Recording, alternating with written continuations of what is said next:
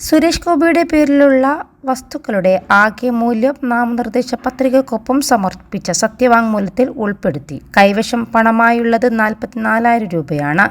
53 ലക്ഷം രൂപയുടെ സ്വർണവും വിവിധ ബാങ്കുകളിലായി 24 ലക്ഷം രൂപ നിക്ഷേപമുണ്ടെന്നും സത്യവാങ്മൂലത്തിൽ പറയുന്നുണ്ട്. വിവിധ ബാങ്കുകളിലായി 61 ലക്ഷം രൂപയുടെ വായ്പയുമുണ്ട്. സുരേഷ് ഗോപിയുടെ ആകെ വരുമാനം 2023-24 വർഷത്തെ ആദായ നികുതി റിട്ടേൺ അടിസ്ഥാനമാക്കി 4,68 ലക്ഷം രൂപയാണെന്നാണ് സത്യവാങ്മൂലത്തിൽ രേഖപ്പെടുത്തിയിരിക്കുന്നത്. 7 ലക്ഷം രൂപയുടെ മ്യൂച്വൽ ഫണ്ട്, ബോണ്ട് നിക്ഷേപങ്ങളും 67 ലക്ഷം രൂപയുടെ പോസ്റ്റൽ സേവിംഗ് പോളിസിയുമുണ്ട്. തിരുനെൽവേലി വില്ലേജിൽ 82.4 ഏക്കറും സൈദാപ്പേട്ടിൽ 40 സെന്റും കൃഷിഭൂമിയും സുരേഷ് ഗോപിയുടെ പേരിലുണ്ട്.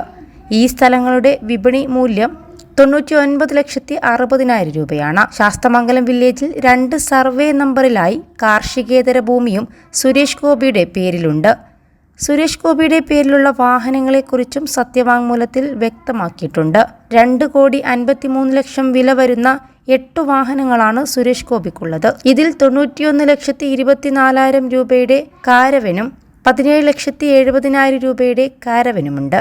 സുരേഷ് ഗോപിയുടെ പങ്കാളി രാധികയുടെ കൈവശം 54.60 ലക്ഷം രൂപയുടെ മൂല്യമുള്ള 1050 ഗ്രാം സ്വർണ്ണാഭരണമുണ്ട്. ഭാര്യയുടെ വരുമാനം 4.13 ലക്ഷം രൂപയാണ്. ഭാര്യയുടെ പേരിൽ മറ്റു പല വസ്തുക്കളുമുണ്ട്.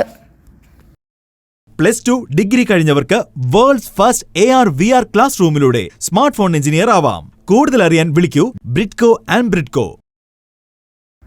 സുരേഷ് ഗോപി അയ്യന്തോൾ അമർ ജവാൻ ജ്യോതിയിൽ പുഷ്പാർച്ചന നടത്തിയ ശേഷമാണ് പത്രിക സമർപ്പിക്കാനെത്തിയത്. തൃശൂർ ലോക്സഭാ മണ്ഡലത്തിലെ തീരദേശ മത്സ്യത്തൊഴിലാളികളാണ് സുരേഷ് ഗോപിക്കായി കെട്ടിവെക്കാനുള്ള തുക നൽകിയതും.